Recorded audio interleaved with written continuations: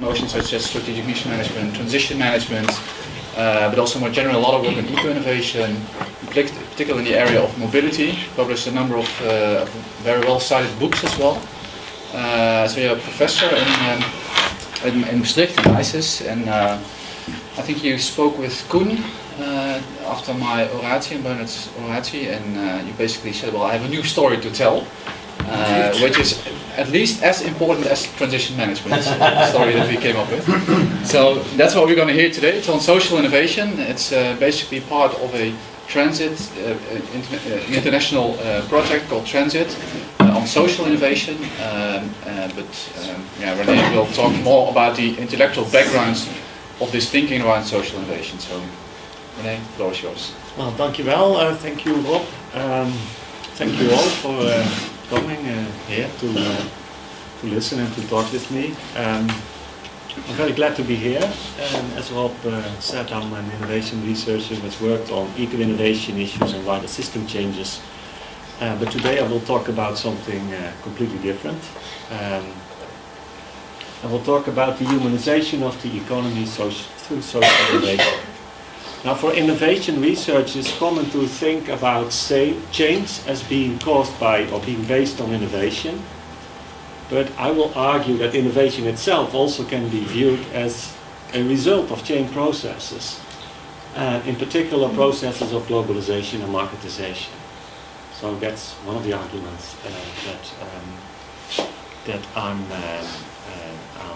making.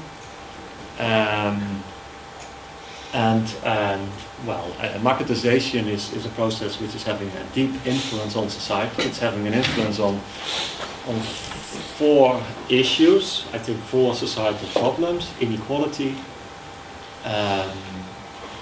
environmental degradation, consumerism, and also the rise of populist parties, maybe as an indirect result. I'm an economist, so I can also see the benefits of markets. I mean, markets are good for sort of economic coordination based on competition and price setting. So you don't need computers for that. I think you can just rely on markets. But markets also have sort of negative aspects, and that's what I will talk about. Well, maybe as a last thing to say about the introduction, I don't know if there's an economist here. I don't think there are many here. Plenty. Plenty, okay. Well, I'm an economist too by training, so, I'm not here to demonize economics, but economics got one thing really fundamentally wrong, which is human nature. The economist idea of people is that they want to get the maximum results for doing as little as possible. Well, I think that's simply wrong. I think you only get satisfaction when you really try hard, when you work hard, and when you achieve something. And I think the economists still haven't fully accepted that. They also haven't accepted fully the importance of bonds. They see bonds as a kind of ties, because we're all individuals. But bonds, as I also want to argue, are important for human well-being. Because without social ties and sort of meaningful activities, we're really miserable. So that's the introduction to this talk, and I will present some of the slides. How much time do I have? Around 35 minutes, 40 minutes. Okay. Yeah. Well, this is an overview of my presentation. I won't be reading that. I'll just start with Polanyi. Now, the work of Karl Polanyi, not Michael, but his brother Karl, who was an economist working for a newspaper in Vienna in the 1930s, who, as a Jew, sort of escaped the country, went to England, and there he started working and writing about the marketization. He wrote a book called The Great Transformation, published in 1944, which is, I think, the only book he's really famous for. And in his book, he speaks of a double movement. he says, well, there's a double movement in society, and the first movement, which is really the fundamental movement, that's what really the great transformation is about, is the movement of marketization, which is the spread of market thinking and also markets as a form of allocation within society, causing all kinds of, well, causing change, and change is also associated with negative sort of elements. But it was based on ideas that,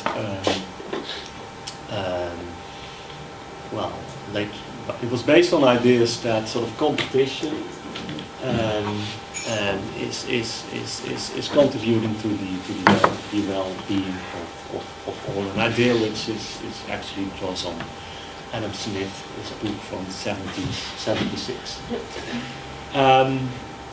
But when he wrote the book, and this was just when there was a world war going, he also thought that the rise of fascist parties was related to processes of marketization, because at that period countries were really competing with each other. They were creating trade barriers, and as a result, I think there was an element of nationalism and back at our neighbors problem.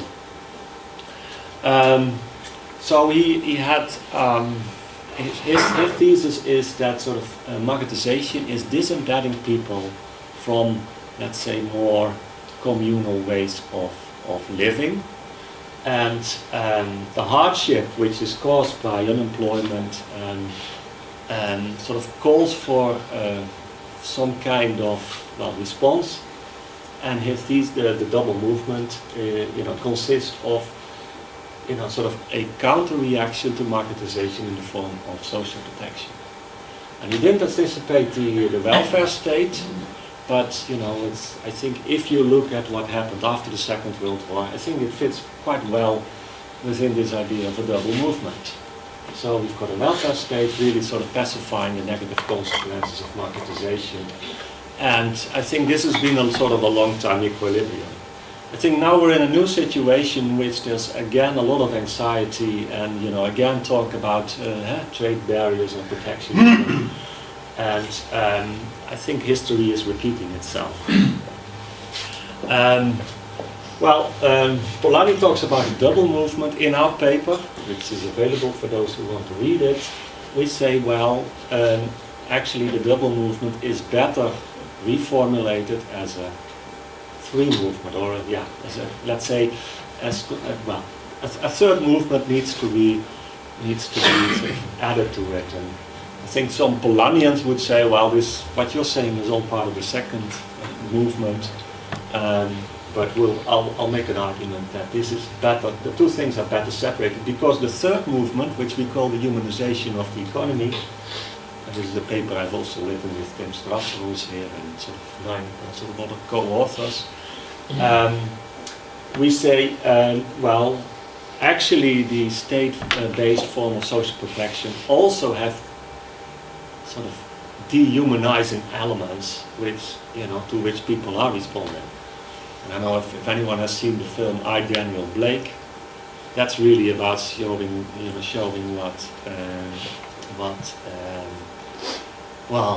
the inhumane treatment of people sort of by social welfare sort of officers. Well, the marketization of society as a concept is well accepted. So Michael Sandel from Harvard has written about it, and many others have done so too. Sandel says, from a market economy we develop into a market society, and a market society is a society in which life really is pervaded by market thinking. Even in the sphere of families and government, there is people doing economic transactions. Let's say if you pay your children to do some kind of simple activity, I think that's an example of marketization.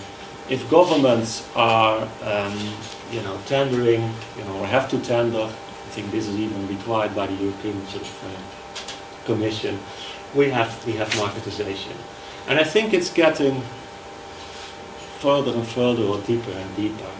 And well, this particular slide, which is in Dutch, I think I picked it from a CPB report, shows you how the corporate tax rates are being gradually reduced, and this is a result of countries competing with each other for investment and well, for being sort of business friendly. And if you have a process like that, you can see, this is really a race to the bottom, which we didn't have in environmental protection, but also with regard to environmental protection, I think that really also has plateaued. And I studied that before working on transition. So there's far less environmental protection, as I also hope to show. Well, there's the welfare state, which has been created to provide support to people, and so they actually can have a decent life. So I don't want to be negative about that. But also the welfare state has some, or maybe that's a too strong word, pathologies. It also has some undesirable features. The first one is that actually a lot of care has been crowded out because this is now being provided by professionals, sort of who are paid by the government. Well, I'm just want to. I'm not saying that I'm against that. I just want to make that as an observation. The second pathology is that a lot of people who are actually capable of working and would like to work, just are unable to do so because they don't speak the language properly, or they have some kind of past, and the policies to integrate people into the market and into society, have not been, let's say, a smashing success. So that's the second pathology. And the third one is that in areas where there is sort of economic declines, you just have multi-generational forms of unemployment. So it's several generations of unemployment. And in Limburg we have this in the mine area. And then there is this statement that the welfare system, the way it exists, is not enough oriented towards the integrity and capabilities of people. And again, if you want to understand that better, I think you have to watch I'm Daniel Blake. Well, I already said market thinking entered government through tendering, but also in systems of social care. We do have, let's say, sort of very managerialistic form of production in which, for the sake of efficiency, work has been parceled out, and a lot of these social care workers now, they just have to perform tasks rather than sort of treat people or engage with people based also on their professional judgment, trying to understand what's wrong and what they can do. Now they have to go somewhere and they just have to perform tasks,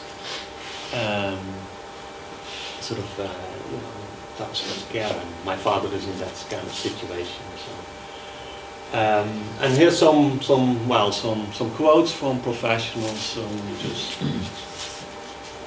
In a book by Lalou called Reinventing Organizations, we talk about sort of how their work has changed.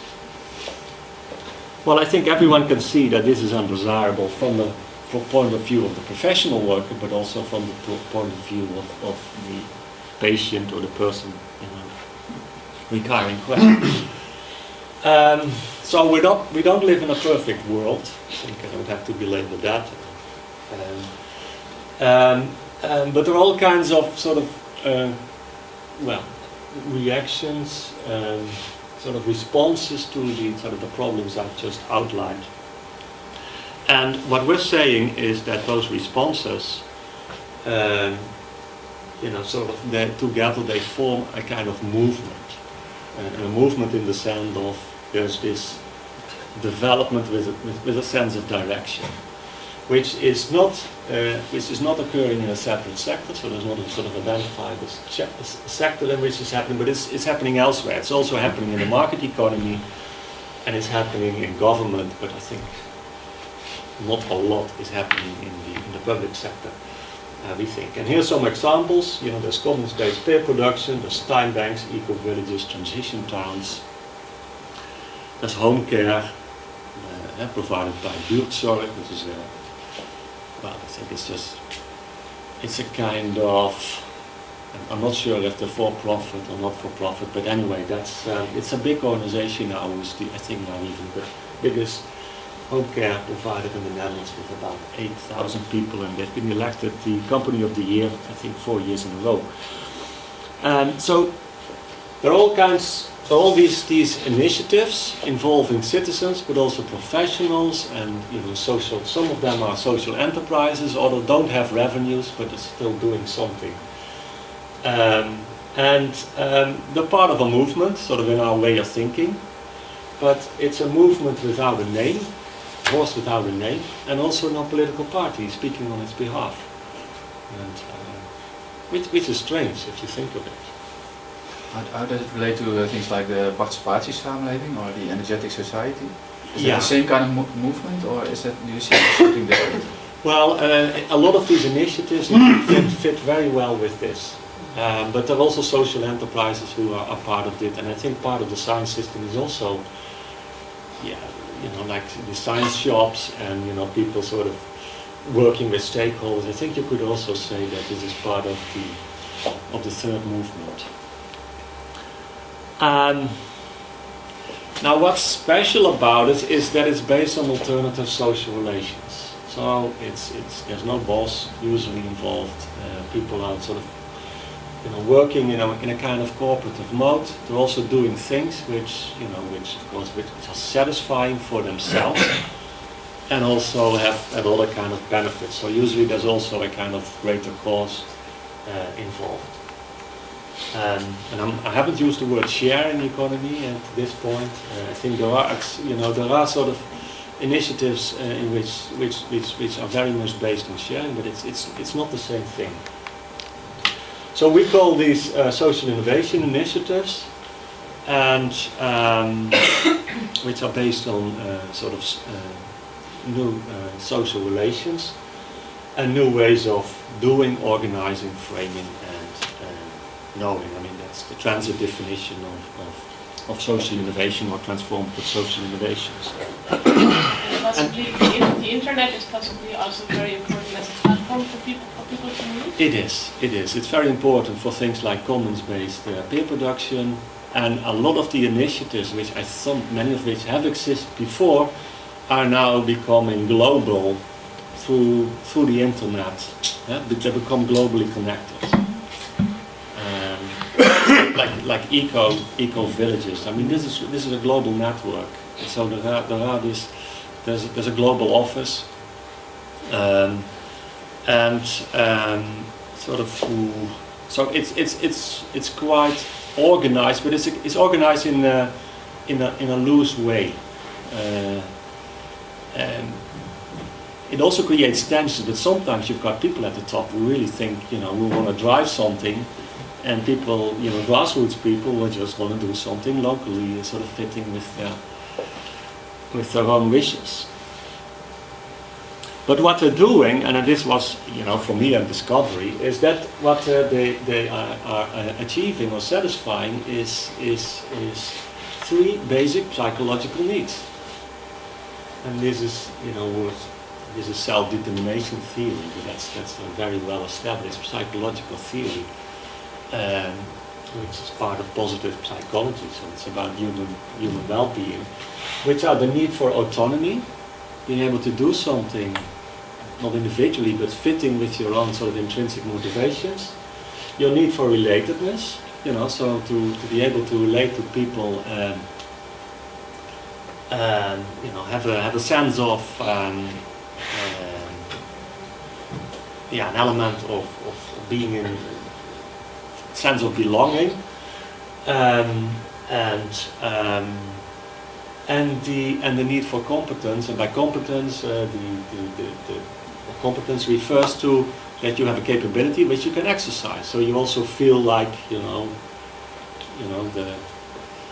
it's the pleasure of exercising your competence. And well, this is part of self-determination theory, which says, forget about Maslow. These are basic sort of psychological needs. So they're not at the top of the pyramid, and they're really basic psychological needs, fundamental to the sort of well-being of people. Well, and are those needs not satisfied? You may ask, is there really a problem? Well, we can discuss that. But according to a Gallup survey across the world, only 30% of the workers are engaged with what they do, and the company, which means that they work in a way which they find self-satisfying, and they wholeheartedly support the purpose of the company. So 30% of the workers are engaged in that sense. 63% are not engaged, and 24% are actively disengaged. So they actually sort of dislike, Isn't this also geographically a little bit skewed? I can imagine that in Western Europe perhaps it's a little bit higher, the engagement for question. Yeah, I don't, there are country differences. Actually, the Netherlands comes out very, very bad, which was surprising to me, because I thought here, I think you're still, well, I mean, it's not as harsh. We don't have these harsh companies where you get fired and you may lose your job in one day. But maybe you need wealth among people in order to allow this feeling of engagement or not engagement. So you need wealth in what sense? You need wealth? Well, if a country is more wealthier, people have higher incomes, they have more savings, etc., etc., so they can behave more independent from their employers. I think that's true, but I think there's more to say about that. So there's always culture, and I think the kind of status that you have, let's say, as someone in a simple job or as a downshifter is rather low, and I'll come to that. So the third movement, and I think just to get that right, is not just communitarian people, it's everyone, it's all of you in one way or another, I think, who are part of this or who can relate to it. So it involves individualists, it also involves social entrepreneurs, and it involves municipalities. So it's just the municipality of Bologna who has a law for the urban commons. Now, we think that this is sort of a rising phenomenon, that it's very difficult to measure this, but but I mean that's our impression, and it's based on this slide from Transit. It's about 20 networks, and you see that they're sort of really professionalizing the last 10 years. Well, I don't think you can read. You can see the colors. So blue means professionalizing, and then there's things like, well, I hardly can read it myself. There's co-housing, there's time banks, transition networks. A lot of these things can have a kind of history, but they're really sort of grown and institutionalized in the last sort of 10, 15 years or so. And well, there's an attempt of Tim and I sort of to visualize the three movements. At the top, in red, we've got marketization, where we've got the Bretton Woods systems created in '44 to facilitate global, to facilitate trade, to avoid beggar-thy-neighbor policies. We've got Thatcher and Reagan elected in the, when was this, late 80s, I think? No, And late 70s. In 70s. Oh. With the oil shocks. Yeah, you're right. We've got the fall of the Berlin Wall, we've got the World Trade Organization. So that's sort of the marketization movement, which is ongoing, and I think this is reflected in sort of our sort of this line going up. Then we've got the sort of state protection movement, where we've got, well, welfare legislation. There's a long history of that, but it really became sort of big in the 50s, so the creation of the modern welfare state. We got the environmental laws in the 70s and the expansion of the welfare state. And I think it's now sort of in decline, if you can say that. It's being reformed. Why is the oil crisis in 1980 not included?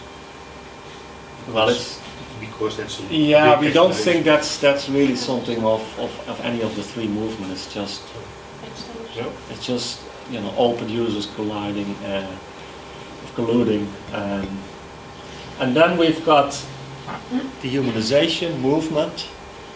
So it's not about social movement, although they're part of it, but it's really about the process of self-determination, emancipation, you know, the environmental movement, the hippie movement.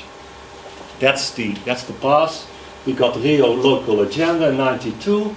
We got fair trade organizations after that, and I think now we've got really this avalon of initiatives, which you know, open source based, you know, sharing, you know, P2P, peer-to-peer, sharing economy, urban commons, all kinds of initiatives of which well, here are some examples. Well, I'll have more. Can I No. ask a small question? I'm just wondering, in the graphs you just showed, there is also been a movement of de-religization, so the decline of the church, and also of, in the Netherlands, the ontzuiling. Yeah. So part of the phenomena you were describing were partially fulfilled needs by the church and by the Zuilen in the Netherlands. So how does this fit in your story? That's on this slide. Oh, great. Okay, because I mean it's one thing to say that marketization is an element in this, but you know I think you also have to map it out. And so here is our map. So and it consists of three sort of what we say negative loops, you know. And the first one of this is the political economy cycle. It's not a cycle, it's like a spiral, sort of where you have a system-based or an economic system based on for-profit marketization in a global economy, informed by philosophies of neoliberalism and utilitarianism. You know, economic growth is really the main orientation of governments who actually want to, in a world of global competition, they want to foster that. And to do so, I think well, they want to do things that sort of are friendly for business, or there's a rising in corporate power, and as a result, state sovereignty is being undermined. There are several books on that. All of this for the sake of wealth creation and jobs. Well, wealth creation allows for consumption. It also helps to fund sort of state-based welfare systems. But it also comes with a number of negative elements, which I think are growing in importance. There's more economic uncertainty for workers. There's less work uncertainty. There's performance stress. You know, everyone has to, you know, earn his, has to be worth his salary. In science also, we're under, I would say, a lot of performance stress. So there's an economic stress cycle, which also breeds fear and sort of intolerance. And there's a third cycle, and that's your point about churches, you know, becoming. I don't want to demonize markets, but I think there are processes going on, which lead to a decline of family, and also, let's say, a decline of, the sort of community life of which can resolve about churches, or which churches also are an element. So, well, I'm not an expert of these things, but there's a wonderful book by Dirk de Wachter. It's called Borderline Times, Objectivation. So I think this is some of the let's say the causal influences that sort of we think exist and which operate, and these are all background factors. In some way, in combination with more proximate sort of determinants, they give rise to self-organized civil services.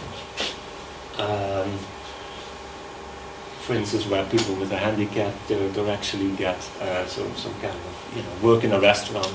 There's examples of that in Maastricht. There is a rise in work which is based on autonomy and purpose. There's a rise in self-employment, which allows you also to do that.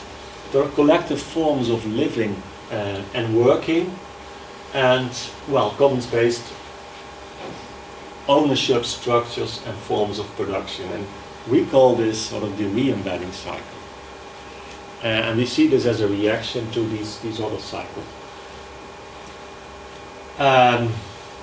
So there's a lot of presumptions in here, and I would like to know what you think of this. Well, here's some examples, some real cases. 5-6 minutes. That's not good. So we've got an urban garden. We've got Totnes, which is one of the transition towns in the UK. I think the first one. There's alternative currencies, slow food. There's online education, buurtzorg, and this is a repair shop. And some of them, are enterprises. Sort of, some of them are not. That's. I wish I had time to sort of present this one, but because in this slide we tried sort of to compare the three movements with each other, using also Polanyi's sort of criteria. So what's the institutional aim? What kind of social forces are behind it? What's the organizing principle? Well, in the case of marketization, it's markets, let's say fair and free paid. Here it's in the case of the third movement, it's self-organization and purpose orientation.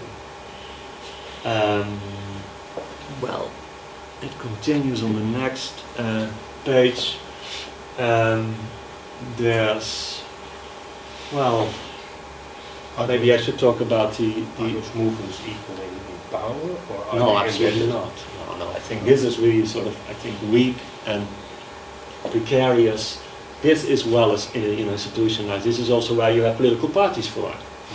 And usually, they'll usually agree on those elements. Now there's a big discussion of the participation society, which actually, where the government seeks to sort of to stimulate that.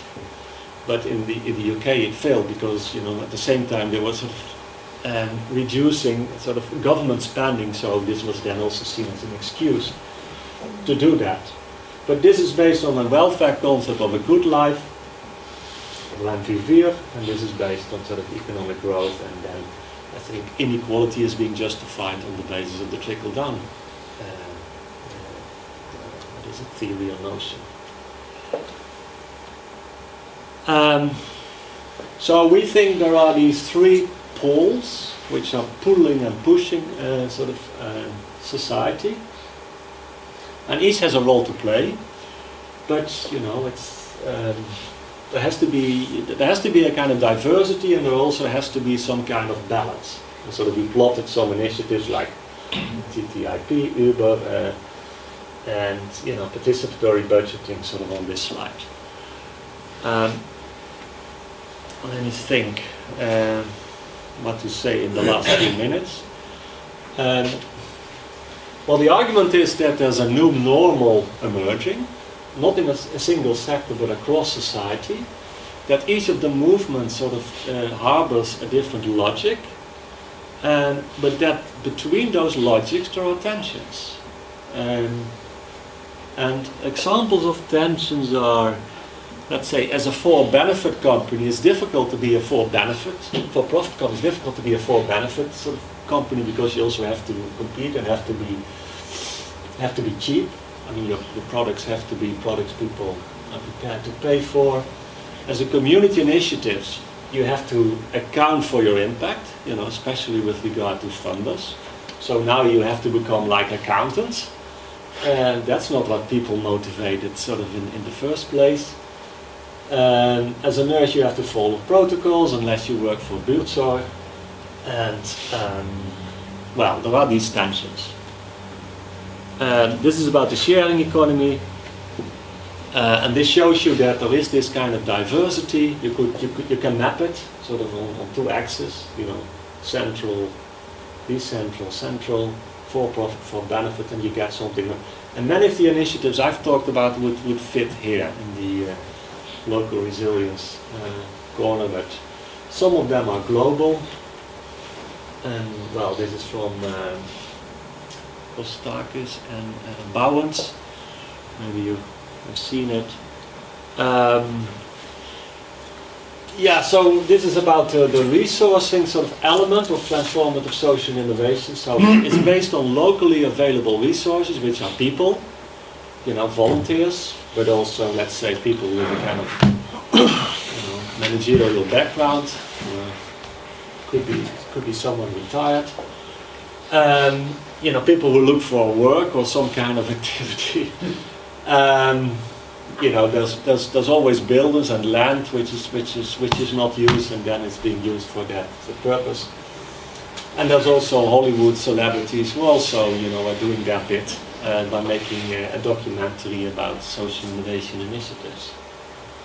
And this is, I think, this is a new phenomenon, because what happens now is that a lot of people who are sort of benefit claimants are being sent to these initiatives. And this is happening in Amsterdam, and well, in Rotterdam in particular, and it's happening in the UK. And this really creates problems, or well, challenges, let's put it that, for those initiatives. So there are problems of resourcing, but there are also lots of new opportunities. So if we get a basic income, it becomes easier for people to participate in it. If the activity really fits with their own capabilities and sense of purpose. We've got sharing as a way of life, which is really spreading. Social entrepreneurs, local currencies. We also have an aging population where people are still, you know, healthy and interested sort of in leading an active life. Well, so those are the new opportunities. And well, I mean, I don't know, last week this was in the news that the wereldwinkels they're disappearing. I mean, many of them sort of they can't continue. And the reason for that is actually that the products that they're selling are being mainstreamed. So you can buy now this coffee, which was the biggest selling article, sort of at Albert Heijn. And there's also vintage shops where they buy or where they sell things that, you know, people, you know, prefer over the things that you can buy in the wereldwinkel. And so also there's a, you know, a process of creative destruction, you could say. And this is my last slide, I think.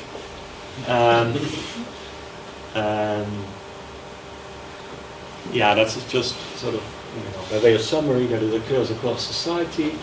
That is not something, you know, for green communitarianisms, but it's really sort of something for all of us, I would say, because it fits with basic psychological needs.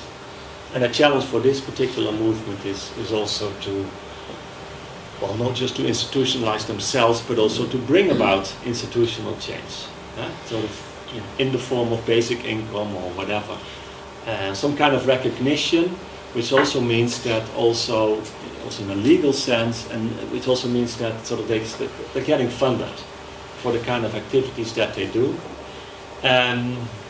But, you know, that's not a simple funding issue, because funding always is tied up with ties, yeah, of accountability. Well, so this is what I've been working on the last 2 years with people in the Transit Project. It's completely different from what I've done, and I'm certainly not an expert on all the things I've just presented, but I'm happy to discuss it with you. And Okay. Thank you very much.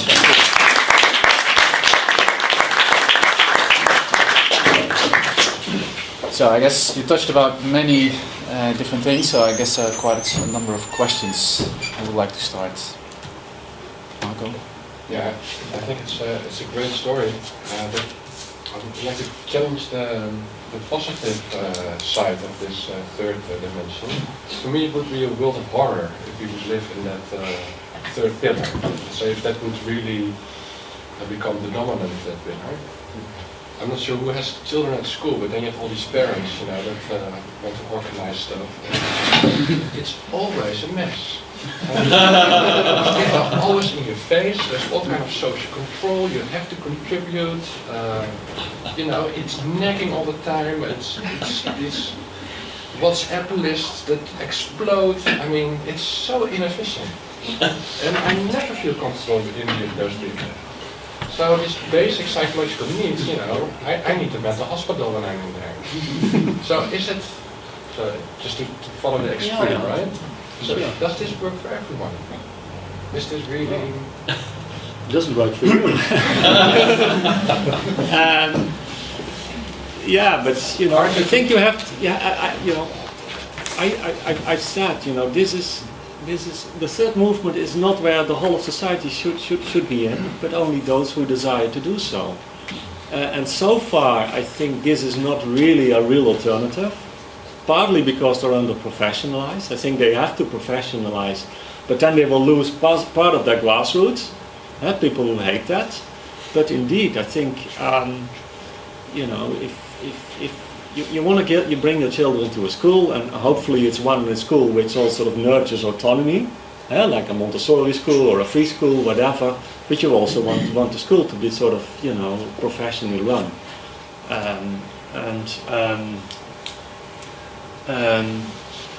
So each of those logics has a role to play, and I think what we will be going to is a more diverse economy. Now, the economy always has been diverse, much more than we probably think it is. But is that true? According to Piketty, the first movement will run over the second and the third. Well, and the period after World War II is just, let's say, a very typical period in economic history. Well, I think there's a lot of truth in that. I think the dominant force is really sort of is privatization, and it's also parents sending their children to the best school, that they had high grades, so they get prepared for a whole life of consumerism and disciplining, self-disciplining, and all. I think that's the dominant trajectory. But I mean, there are alternatives, and I think if the alternatives are better developed, I think, you know, we'll get different dynamics. But you're absolutely right. I think the big transformation, which is still going on, is that of society becoming individualistic. Well, not based on income, but based on assets. On? Assets. Financial. Asset. Yeah. Financial assets. Yeah.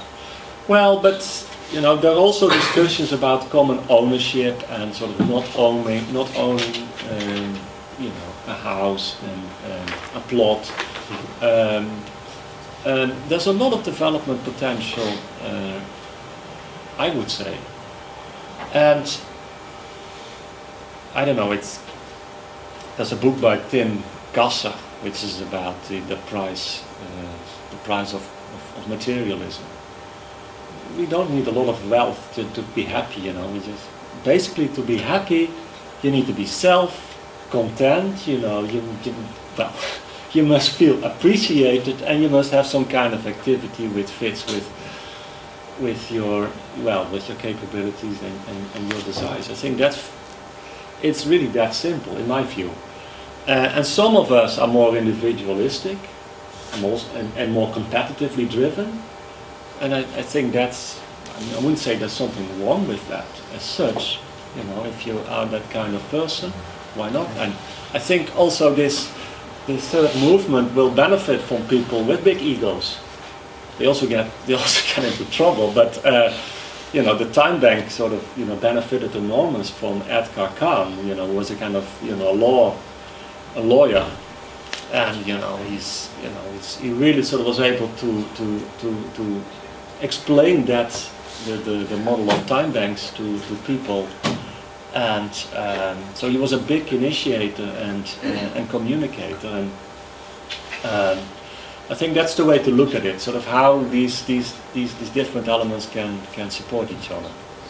So, a question by Frank? Yeah, so I largely agree with your story. I find it also very interesting, except for the basic income part, but which I find nonsense. But Chris Evelyn is not here, so I will not trash it now. But what I think is that, and I already hinted at it previously, is that the phenomenon you're describing is not that new.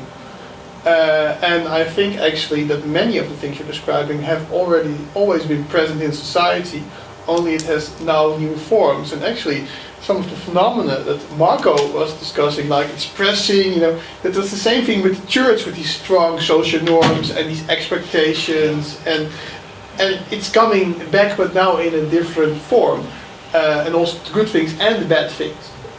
So I don't know, it's more like because there is need of a free market, there is the government who tries to correct the largest mistakes of the free market through the welfare state, and there is this space in between where the government doesn't foresee, and that's this third movement. So in that sense I wouldn't see this triangle as well, and it's always been there, so why is this new then? Well, I'm not saying it's new. I think I even said it has been around. I think it seems to be growing, and I mean, why is it growing is an interesting question. I think an interesting empirical question. I think internet has something to do with it, but also people feeling a need to actually associate with others. But also maybe because the welfare state is now becoming a little smaller, and you could say it gives room for people also to do. No, I'm once every month I'm also sort of doing the Groenstrook behind my house, because the city is not doing it anymore. So now we're doing it as neighbors. And it's actually it's a nice thing to do, but my sense is that it is growing, and partly because government is stepping back, there are all kinds of developments which are behind it. I think here more research clearly is. But there's also then, of course, a tendency to finish up of governments to say, or of people say like, oh, the government should be doing this task. So if people develop an initiative, sometimes it's taken over by the government again, and then it becomes part of the second movement. So there's a great interaction going on. But be careful, also with regard to time banks, I think that can be the basis also for, let's say, elderly care. Mm-hmm. Sort of when you actually, during your life, especially at a later point of your life, when you're still a young elderly, you don't work, but you can provide care, you could earn, let's say, points or hours for receiving care. Now, and this is actually happening in Japan, because initially it was families who had to provide all the care, which wasn't sustainable. Then the government was taking this over with the help of professionals. This was economically expensive, also not sustainable. Now we've got this third system, but they can, all three systems together, makes perfect sense to me. And that's, I think, the basic point I want to make.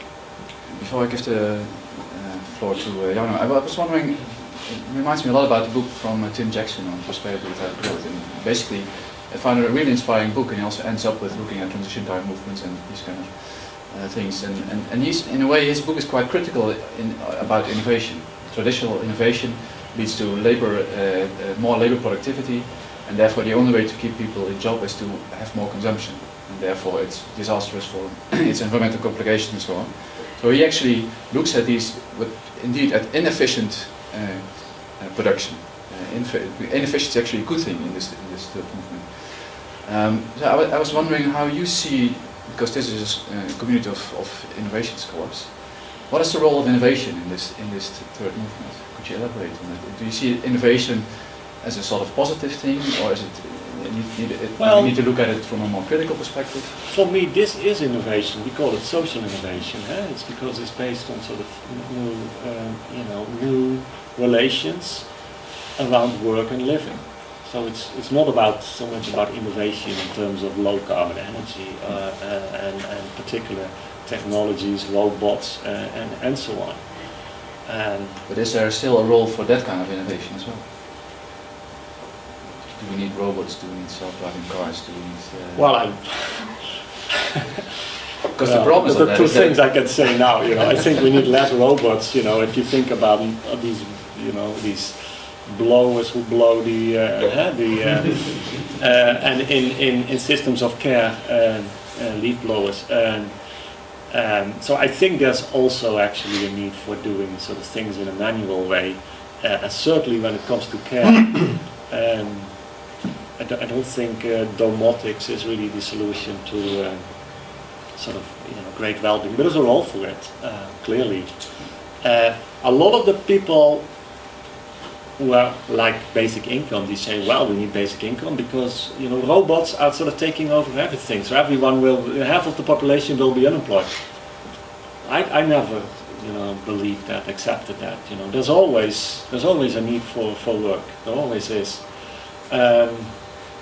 But the places of work are not always attractive. I think universities also today, it's. I mean, I don't know. I'm doing 7 research projects. It's just like you just have to run constantly. It's related to marketization too, by the way. So, well. I don't think this is sustainable and it's really desirable, but it's not taking up politically, which is, I don't know if anyone can explain that to me.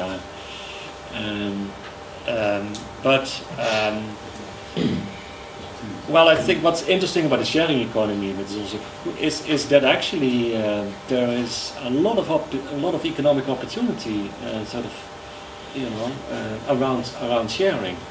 And it's facilitated also by the internet, of course. So technology plays an important role in this. Well, I don't think there's any substitute for, let's say, sort of a genuine sort of human relationship. And I think that's what driving this is sort of partly. Jan?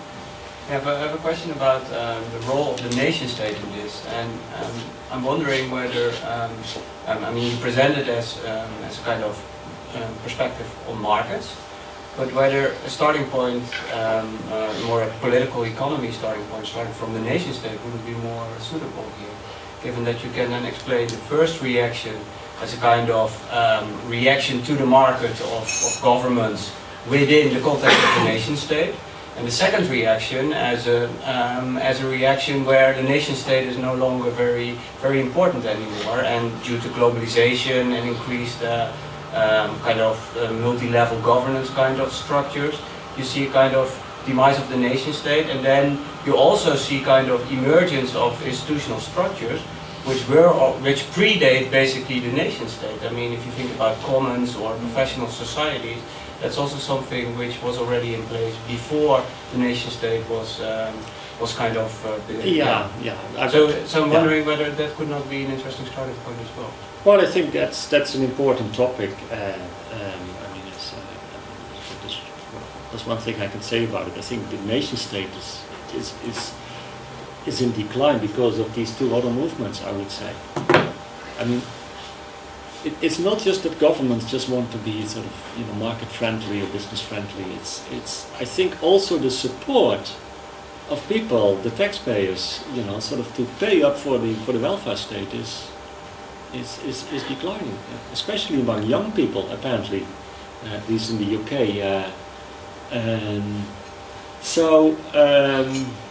Well, and the welfare system is not perfect, far from it. There's a role for it.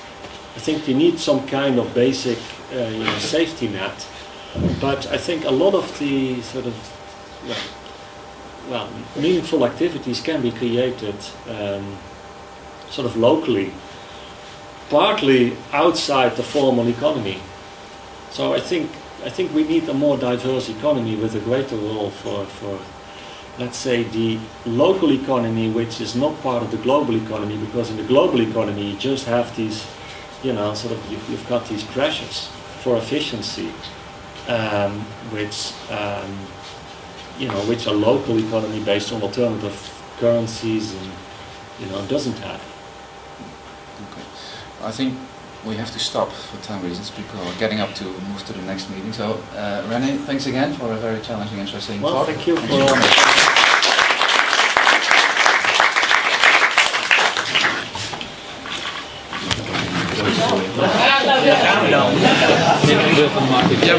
Thanks for coming.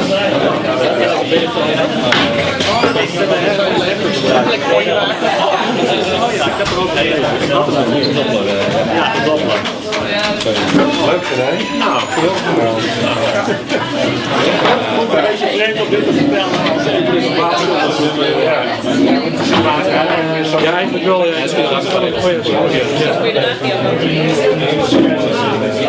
Ja, volgens mij zit er echt een beetje iets in hoor. Maar het is een conferentie, weet je. 15 minuten. Is dat dan? Ja, die keynote.